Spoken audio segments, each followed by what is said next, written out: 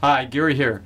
I'm a little older than you, and so going back to the 60s and 70s, when we were in cars, we didn't wear seatbelts. In fact, I don't even know if they even had seatbelts. And, babies were thrown in baskets and stuff on the floor or in the front seat or whatever. That's all changed dramatically, as well as safety features for the cars and everything else.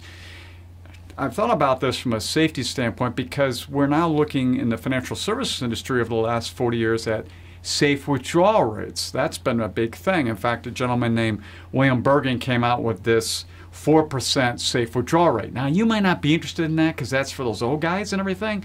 You might be more interested in what's the safe savings rate. So let's look at some examples. And maybe you've heard the 15% rule. Well, when you're looking at long periods of time, that 15% may or may not work. So let's take some examples. Let's say you're going to end up at $100,000 of income and you want to basically have 50% of that in a safe withdrawal rate, this 4%, when you're out 35 years from now. So you're 25 years old, you got 35 years, age 60. Guess what? You got to save about 14% if you earn 5% on your money. 14%. If you wait 5 years till you're 30, it goes up to 19%. So 30 years, 5%, 19% you have to save. And if you wait until you only have 20 years to go, now you're at age 40, get this, 38%.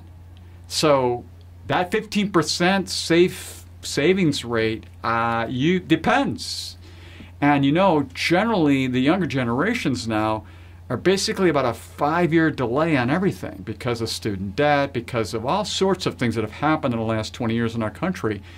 They're delayed based on their parents doing the same things, having families, buying houses, and everything else. So if you're delaying that savings, could be you're looking at 20 or 25 or 30%. You just want to be careful to make sure when you calculate this, and I was using 50% of your final salary, that's what those rates came out to. Something for you to consider when you're putting your plan together as to how much you want to save so that you can be done at some point in a reasonable period into the future. So until next time, enjoy.